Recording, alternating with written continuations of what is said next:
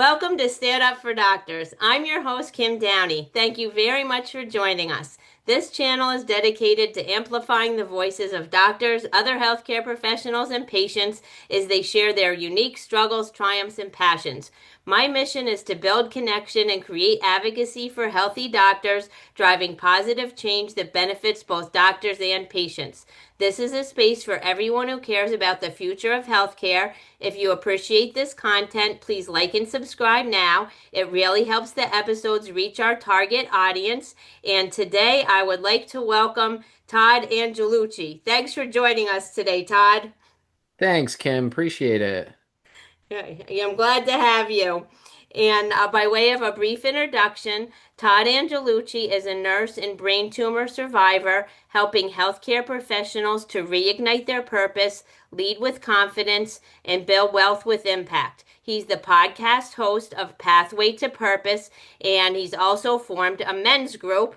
And today we'll be talking about some really important messages for men and for healthcare workers and for everyone. And those include you're not alone, there's hope, and there's a community of help and resources out there for you, whether you're a doctor, a patient, a nurse, anyone. And I always start by asking what you'd most like our audience to know about you as we begin our conversation, and feel free to include hobbies or whatever you'd like. Thanks, Kim. I appreciate it. Yeah, you know what I love the audience to know about me is that there's not this beautiful straight line to success or that I'm a human being, right? First and foremost, and that whatever title we kind of put on ourselves or identity we add or attach to, at the end of the day, we're human beings and we're here to help and serve each other and help each other grow and to be part of that. And so, through a lot of challenges that that's the place where the biggest growth could occur if we're open to looking at it. Well, I think that's really beautifully said. And I'd also like you to share, because our listeners wouldn't know much about you, share a powerful story with us. What is your why? What is my why? I think because, for those people that may have had challenging upbringings or all kinds of things, was I just wanted my life to be better and I was not, I didn't feel good all the time. And I was driven to just be better. That there was a place to be better and I was determined to do it. And no matter what, I just kept going. And there was times where I felt like not going. And there was times that you needed some people around you and you needed support that you just kind of take that step and move forward. I think that's the biggest thing that my why and also I guess I have a little bit of this justice thing of like we should all, try to do the right thing. I think people's hearts are often in the right place. We're just blocked and we need some guidance and some ways to open. So I think just trying to make things better in different places. I think that's ultimate why and to really kind of make a difference. Mm-hmm. Yeah, well, that's really so important. And like you're saying, you can take just one step to move forward, right? And there's always a path forward. And interestingly, lots of times when I'm interviewing doctors, I say, what would you most like us to know about you? And they often say I'm human or I'm a human being. And on one hand, you could be like, well, of course you're a human being, right? But then doctors sometimes are expected to be superhuman, and I think they feel like other people put those expectations on them, but lots of times they have those expectations of themselves. So, interestingly, your background is a nurse, and I was wondering what brought you to say, when I asked you the same question, that I'm a human being. I think what brought me to say that is because, I do a lot of different inner work with people, healthcare professionals, everybody. I think the biggest thing that may keep us a little stuck or keep us in some pain longer is this attachment to an identity or kind of an alter ego. Like I'm a nurse, right? Or I'm a doctor.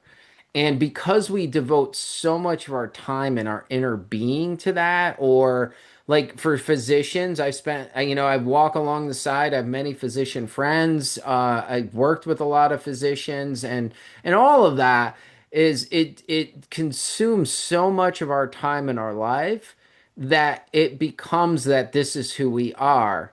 And when we do that, it causes the trauma and the wounds to sit deeper and to stay a little bit more attached. And we often need to see beyond that, that we're more than that, and that we're already great. Mhm. Like I think there's this inner like I gotta prove or I have to be. I have to like leaders, for example, think they need to take somebody somewhere rather than just meeting them where they are and have them feel open and safe enough so that they could expand upon that, so that they could come with a level of energy that there's this natural expansion, if that makes sense. Mm-hmm. Yeah, no, that's beautifully said. And Dr. Kevin Poe, I've had him on, and I've been on his podcast, and he shares, that doctors are more than their degrees, and of course, nurses are more than their degrees. I'm a physical therapist, and also I felt a little about that myself as I was going through my own cancer journey. I stepped away from clinical practice, and for a while, I was like, well, who am I if I'm not a physical therapist? Or if somebody says, what do you do? And when I wasn't practicing, and even at first when I was in this space, I'm like, well, what am I? Like I didn't even know what to put in my tagline, right? So it's almost like in some ways I had to, reinvent or find myself or other parts of myself. In a sense, I wouldn't have to do that because I'm who I always was. And if you could speak in your own nursing journey, how you transitioned to doing this work or became the podcast host of Pathway to Purpose, like how all this started to have meaning for you.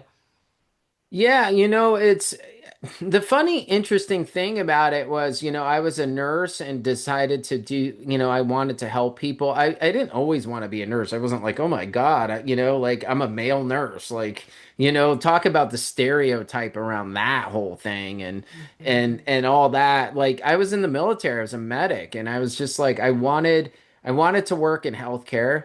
I didn't want to be a physician because I just didn't want to go to school that long. Like that, honestly, if I'm speaking Mhm. candidly, like I give an immense amount of respect to physicians in a sense that they dedicate their lives. Like it's a significant chunk of education and time and all this that's given. And honestly, like, what do I do? So I became a nurse. Grew up in the 80s, 70s and 80s, and Cliffhanger from Stallone was like, hey, I want to be on a rescue copter. And that's what I wanted to do. So that was kind of, and then, the vim and vigor of ICU and all that. And I honestly escaped nursing. I was burned out quick and I did a lot of different things in it. I found healthcare. I saw healthcare on so many angles. I sat with CEOs, I sat with board committee members. I did a lot of like interesting things, and I saw a lot of different things.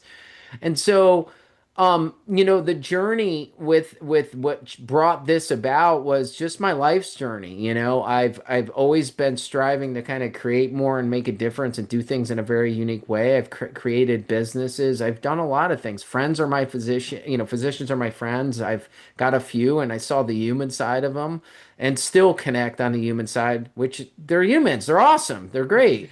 And they have the same challenges. Like a male, we have men things that we got to deal with. We have human being issues. So, um, I think what shifted too with starting of the podcast, and honestly, I don't devote so much energy into it because I have other vehicles, but was like it really was out of my brain tumor experience was like, and it wasn't even driven to help healthcare workers. It was just like I was super amazed at my own experience through my brain tumor journey, like the things.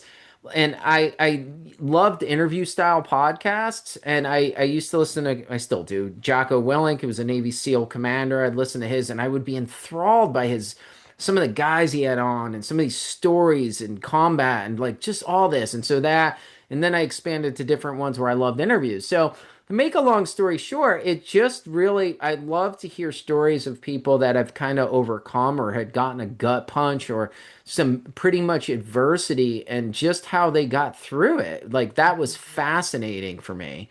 And I love the fact that when people kind of came on the podcast and they shared their story, they felt heard. Hmm. So that was pretty cool. So that was kind of the inspiration around it. And now I've just gone deeper and helping men specifically, but even women, because women have learned that the men in their lives had triggered some stuff that they needed to look at, which was really interesting. So it's been a really fun journey. Hmm. Yeah, that's terrific, and I love the title. How did you come up with the title Pathway to Purpose? Because like I think what people this is so awesome. I was just on the phone with a colleague in the academia space and healthcare.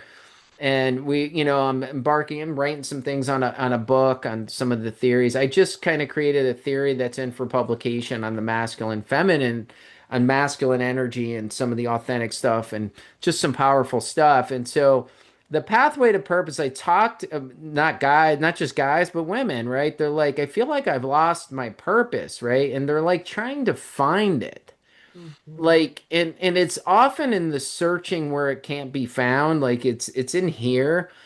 And I think people think they need to do these dramatic things to find their purpose or like go trek through the Ozark or go out to Tibet or something. And that could very well bring it, don't get me wrong.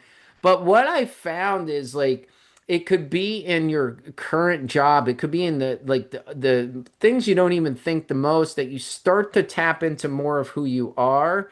And Hmm. sometimes the pain and the discomfort and the things that you go through actually kind of start to ignite that. Hmm. And like yourself, right? So you have that same experience, right? You've gone through a challenge and look where you are now, right? You feel drawn to that. So I've just been really good at that in myself. And so I kind of help others a lot that are struggling and also maybe create an income around it, create a business. Sometimes it's not around a business. Sometimes it's in what you do daily or you bring another energy to what you're doing, you know? Does that make sense? Yeah, it does, and I think that's great. If people were curious about that, what could you share, like how you go about doing that with them, or what kinds of questions you ask? If there's a few things you could share related to that. Well, I think what happens is I often do kind of a deep session with somebody, but you start to create some presence through breath and just being, and it's also just starting to notice. And then, the series of questions are you like just asking what you want, and it often stumbles people because they don't know what they want. They often know Hmm. what they don't want. So that's kind of the stepping stone. Sometimes it requires just connecting with somebody to do it. Sometimes you get dashboard inspiration. I call it dashboard inspiration. Like you're Hmm. driving in your car in the morning, you have a good cup of coffee or whatever, and you're like, Hmm. this stuff comes up inside, and you're like, you're not sure, but like all these, and then you start to process it, and it becomes that. So you start to really dig into it. Oftentimes we're numbing, we're busy, we're just doing the things that we're doing. And that sometimes is the challenge. It's becoming, starting to be more present. And I think the biggest thing, like the brain tumor taught me is like, what am I here for? Like, what's the stuff that you think's really important really isn't that important. You know what I mean? And then focusing on what is. And healthcare has wounded a lot of us, physicians, nurses. There's a lot of burnout, but the biggest trap is a victim thought mentality. And I'm really super passionate about helping people start to drive back to a field or a profession or something that broke them. I've been writing articles about that because they take these, I call them soul shots from people, toxic environments, and all that. And it's really kind of an interesting process that I've been just playing around with clients of mine, and it's been really, really fun to watch the growth and expansion on that. Hmm. That's great. And I think some years ago, before I went through everything, I didn't really meditate. And if you talk about breath or being present, I might be like, well, I don't think I need that, or I don't have time for that. But in some ways, that's like everything. And now I know that. Is there anything that you could share to describe that a little better than how I just did? Yeah, I think the challenge is our nervous system's overwhelmed a lot, and we haven't really been taught how to manage that nervous system. We just kind of deal with it and kind of react in the same ways, but there are specific kind of breathing techniques that work, but there's also some people aren't ready for that, to be honest. And that becomes, it requires a few more steps and some more. I've been recently, I talked to some military special operators, and their mind. Sometimes we have habitual mind stuff that creeps up that we're not aware of, but the mind's protective. And so I use some neuroscience techniques that have been really helpful, and also some assessment things to kind of help that because. But getting in the breath calms the nervous system. Also, people through hiking or some mindfulness or just even prayer, just being with yourself is huge. And I think we often don't know what we like because we're so disconnected from ourselves. Hmm. Like I'll ask guys more than often, like, Hmm. hey, what do you like? And they're like, and they can't even like whatever she does or my wife does this. But and really, we're not tapping into some of this inner stuff that we need to start to own for our authentic selves because we've been so disconnected. It happens in females. I actually have tested my theories in my female clients too, and some of the things. It's really fun. Yes. And so speaking to when you said you were talking to some men, so tell us a little about your men's group. Oh yeah. So I have a private men's group that it's by invite only. Usually I interview people. They just got to be a good fit. And really what I've learned, and this is from my own personal experience, right? Is like I have a coach and I had a coach at the time. I have a new coach now, but he pointed out some things like, hey, you should really look into this men's stuff for yourself. And I read a couple books. I wound up joining an inner circle of this guy's group, and I learned a lot. And I said, wow, I could do this differently. And so I started to really bring together some guys in a group and more kind of a mentorship group, but now it's expanding in a sense that when guys don't spend enough time around each other, they don't connect authentically in a healthy way. And when they do, they start to feel more grounded, more authentic, and they become more of who they are, which helps the females in their life and Hmm. everybody in their families. And it's just an amazing thing. There's so much to dive into, but I've really dove into watching guys transform so much. I just have a friend. He's like, Todd, I've like so much growth because we spend time to not that I love ladies and the women, but we don't have male role models. There's Hmm. societal things against the men, and so many things that guys go through, not from a victim place, but from a place of just starting to step into who they are. So that has been a super powerful thing for that I've been doing, which has been great. That's great. Have any physicians joined you as of yet? I don't think no, I don't have a physician yet. So that would be cool. I've worked with a physician, and I have a good friend that's a in another group who's a physician, and we're pretty close. But yeah, for sure, I Mhm. don't have any physicians yet. I think it Yeah. would be great though. One joined one of our groups to do a talk and to kind of experience it, which was really cool. Well, that's fantastic. So I'm active in my church, and on Saturday mornings, there's a women's fellowship group and a guys' fellowship group. During the pandemic, the women transitioned mostly to Zoom. The guys waited till they could get back together in person because for them it was all about the food. And somebody makes, breakfast every week. And my husband didn't used to be an early riser, but now he doesn't miss it for anything. And again, it's just guys sitting, eating, talking and just to have those opportunities and I could deeply and fully understand what you're saying. So for any guys out there, reach out to a friend, right, or somebody, or offer to start something, and maybe it's just something you like or would like to try, whether it's pickleball. I've heard don't do that on a Saturday morning at the Y because it's very intense. So if you're just trying to, do something low key, right? Go for a walk, shoot some baskets, whatever you want to do, but just not to downplay the importance of those connections and spending time together. So speaking to the some of the messaging that you're not alone. Is there anything you would like to add to that? Not really. I think I covered it a lot in here. And I think if you're alone, it's important to join some kind of group, even if you don't want to, even Mhm. if it's uncomfortable, even if it feels awkward, because it just takes time. And it's sometimes we got to get out of the dark space and we just need to be around people. And you're right. And Dr. Amna Shabir has said when you're feeling low, even asking for help feels like too heavy or like too much work, but you just have to do it. And I think that's what you're saying. If you know you need a little help or a little support, just that, even if you don't feel like it, even if it's uncomfortable, do it for yourself, right? And do it Yeah. for the people you love. And also, as far as there is hope, would you like to add anything to that? I think, yeah, for sure. There is hope. Like, but when you're hopeless, it doesn't feel like there is, right? So I think for me, for somebody to tell somebody there is hope when they're not feeling hope is just hard for it to land. And sometimes we just have to sit with where we're at and to just be okay and understand that it'll pass, even though you don't feel like it will.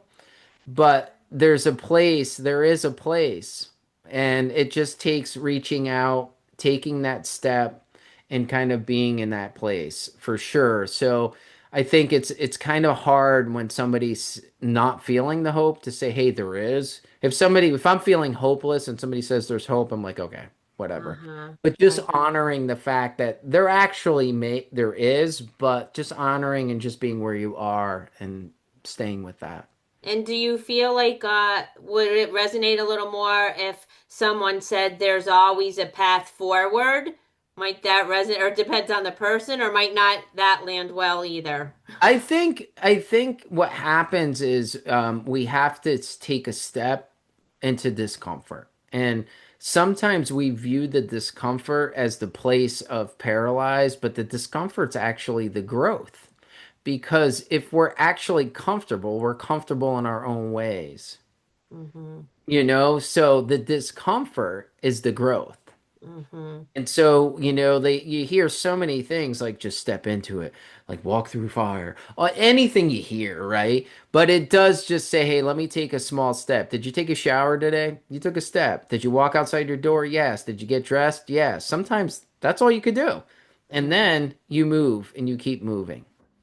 Right. And that's just really important is to again take one step, do one thing, and it's okay if things don't resonate, that you can find a way, just do one thing, right? Or take one step. Yeah. And then the last thing just to reiterate is there's a community of help and resources out there for you. What would you like to add or share in relation to that? Oh, there always is. How can millions of recovering alcoholics be wrong? Right? They have 12-step groups, millions of meetings, right? And I'm not ju- and they have recovery for basically anything these days, right? Mhm. And Mhm. so you could find something. And I tell people that all the time, people that have relationship issues that have, and think about helping professions. We're probably professional codependents or Mhm. adult children where we got to fix things, right? Get Mhm. yourself involved. Like, worst case, go to a group and just share openly, authentically, and listen and hear and grow. So there's always something. So I never, it's all about doing it and finding out why you're telling yourself you can't. Mhm. That's great. Well, I love all of that. Well, thank you so much for being my guest, Todd. And how can our listeners get in touch with you? I'm on LinkedIn, Todd Angelucci, but I have a website which is always morphing and changing, and it's my name, toddangelucci.com, and there's a lot of different things and resources and a way to connect if anyone's open to hearing more and exploring some of their journey, and just having a conversation. Okay. Well, thank you very much. And in closing, to move the needle in healthcare, we all need to raise our voices and we all need to care about each other. We already know that doctors need to care about patients, patients need to care about doctors too. So stand up, doctors, and let's stand up for doctors. Thank you, Kim. You're welcome, Todd. Bye. Bye.